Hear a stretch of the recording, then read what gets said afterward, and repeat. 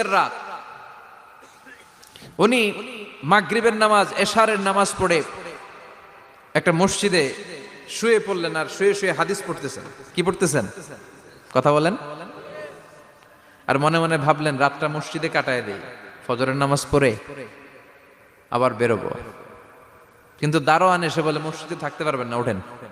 দারোয়ান আছে না, কথা কন। আহমদ ইবনে হাম্বল বললেন আমি শুধু রাতটা থাকতে চাই, আমি তো ফজরেরও মুসল্লি, ফজর নামাজ পড়বো তো এই মসজিদে, আমার থাকতে দাও। দারোয়ান তো দেয় না, কেন? মসজিদে থাকার জায়গা না, যান মিয়া। উনি যে আহমদ ইবনে হাম্বল এটা চিনে নাই, থাকতে দেয় না। কি করবে এখন? উনি কাঁথা গুছিয়ে হাদিসের কিতাব নিয়ে কাঁধের মধ্যে ব্যাগ নিয়ে মসজিদ থেকে বেরোয় গেলেন। কি আর করবেন, প্রচন্ড শীত, আর কাঁপতেছেন, বুড়ো মানুষ। পথিমধ্যে দেখলেন বাজার, বাজার একজন খাব্বাজ, শাবুন খাব্বাজ, যুবক রুটি বিক্রেতা।